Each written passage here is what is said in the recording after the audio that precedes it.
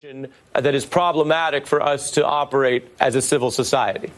Well, the first thing that I look at is the date of the tapes. It's remarkable that we are pulling tapes that you've gone into the archives and we're looking at the year 2000. I think people are entitled to evolve their thoughts over 18 years. The second thing that I think is quite remarkable here is that we're talking about racial division and what sows racial division. I think the fact that every time I'm invited onto this network, I'm being asked to dispute another black person. The black community is broken up in general, and I don't want to partake in any of that. We're just ending a weekend where 71 black people were shot in Chicago, 13 of them killed, and we're not talking about that. Instead, we're talking about old tapes. We're going to talk about all that. You have a problem. No, we're not. I have a problem that we're doing wall-to-wall coverage on tapes. You have a problem with who you're appearing on this? No, I don't have a problem with him. Candace, you have a problem with who you're appearing on this segment with? I'm respectfully saying to him that we should both decline tearing apart the black community for the sake of television. And because MSNBC always invites me on to do that, I am declining to do so when our community is mourning the 71 people that were shot over the weekend. We need to stop this warfare and come together and talk about things that matter. And what is going on in Chicago is a bigger topic and should be a bigger topic on this network than what Trump said 18 years ago and whether or not it means that people change over 18 years, which, shocker, guys, they do. Well, I'm going to have the professor respond, but I have to respond on behalf of myself. You knew what you were invited to discuss, and we're happy you're here. It's very important to me in this show that we have these conversations and invite a lot of people of all perspectives. If there's a problem with that, I think you knew what the invite was to begin with. Professor Dyson, your thoughts? Well, look, we're dealing with a person who has not only radically emboldened the prospects of bigotry in this country, the resurgent, recrudescent hate that he has articulated. If you can't beat him, coin him. So he opposes Pat Buchanan on the one hand when it's to his own political advantage, and then subsequently when the real beliefs emerge from Mr. Trump, we see that his vicious animus toward black people, gay people, Mexicans, Muslims, women, and the like is a kind of cornucopia of hate that has been brashly articulated by a man of manifest lack of serious coherence, chaotic intelligence, and the lack of an ability to really express himself by not only pulling upon the strands of history, but refusing to take into consideration what's going on today. So I think in one sense, if we're going to talk about if we're going to be honest about Donald Trump, he has not helped black people. He has not enabled African-American people to move forward. He's riding a crest and a wave of economic prosperity put in place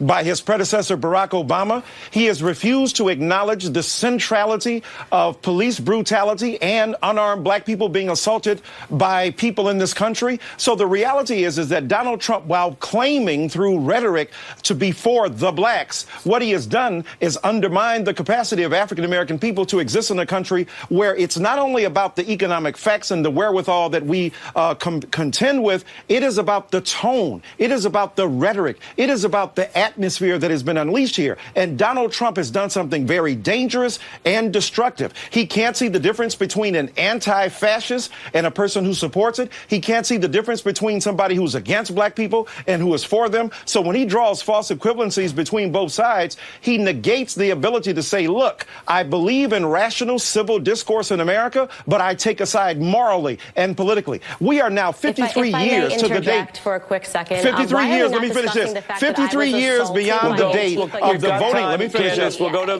the professor and then we'll go back to you, Candace. Professor Dyson, you can finish and then we'll go back to Candace. Here we are 53 years past the Voting Rights Act. We've seen the resurgence of an attempt to nullify and destroy that black vote. We've seen attempts to somehow circumnavigate around black political citizenry and agency. So all I'm saying is, if we're concerned about black people, we've got to be concerned about poverty, inequality, lack of access to education, plus the kinds of sorts of violence that we see directed toward black people in this country. Candace, go ahead. Sorts of violence as being directed towards black people. Am I black? I'm curious if I'm black because I'm a black conservative, and I am not hearing anything that is said about the fact that about 25 white Democrats assembled to kick me out of a restaurant yesterday to throw water and to throw eggs at me because I am a conservative that supports Donald Trump. The very same Donald Trump, okay? The very same Donald Trump that has not Obama. Obama did not do this. It's because President Trump has been slashing regulations, and it has brought this economy to a place it has never been at, okay? We have unemployment that's an all-time low for both women. You brought up women. You brought up gays. You brought up black people. Unemployment is at an all-time low across the board.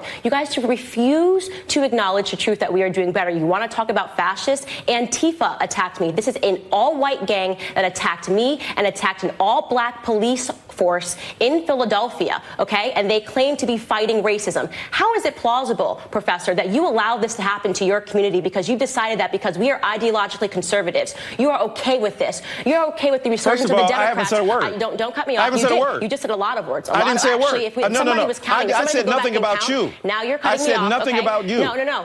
So I find what happened to you reprehensible, by the way. I still have to keep it going. Candace, we're going to take a pause. Candace, I didn't get to finish. I'm going to let you. For 5 minutes straight. You are attacking. I'm going to let you finish, but if you're calling out the professor, I have to give him time. So Candace, go ahead. Liberals have been attacking conservatives, and you guys say nothing about it. Blacks were attacked yesterday, okay? And they were attacked because they support Donald Trump. Black support for Donald Trump has doubled since this time last year. You guys can try to pretend that he is pushing in a racist era in this country when, in fact, we know the Democrats are the racists, have always been the racists. The parties never switched, and you should know this. As a civil rights person, you know the history. You know the people under the hood of the KKK. Let me respond. Were Candace, Democrats, and the party never switched. And Candace, I'm going to give the professor a chance to respond. You should defend what happened to me yesterday and defend our community being attacked because we support Donald Trump, because we understand that we have better economic opportunities under him than we ever had in Obama. And shame on you for spreading in Obama. Candace, I'm going to give the professor a chance to respond. Under his administration, he allowed the bloodshed, and Trump wanted to send the National Guard, and the Democrats stopped him. I'm really done with this. I'm done with this racist narrative. I don't want to have to talk over people, but we have to go back and forth. Let's talk about the facts. Candace,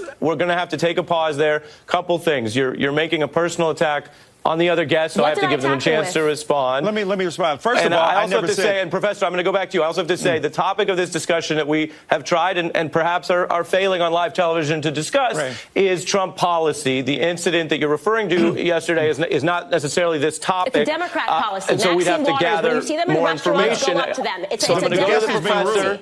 Professor, you get a chance to respond, sir. First of all, I never said anything about Ms. Owens. I never directed any animus, any particular rhetoric, any conversation toward her. So first of all, when she say you allowed it, first of all, I'm not God. I don't control the universe or weather. I don't control the atmosphere, geology, or geography. So I did not point these people toward you. I think it's reprehensible that any human being is, if you will, put out of a particular establishment because of her ideology. I think that that's problematic. So I did not suggest that. Number two, yeah, you are black and I am black. But that doesn't mean that automatically we agree with everything. Of course not. We should Let me finish. One another. Now, what I'm saying to you is that when you talk about me as disrespectful, here's what's interesting to me.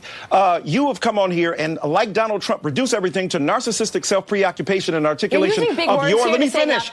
What you're saying here. So now, what happens to Black America happens to you. So Black people are reduced to what? Can you, Ari? Can I finish my point? I didn't jump on her. Can I finish my point? Can I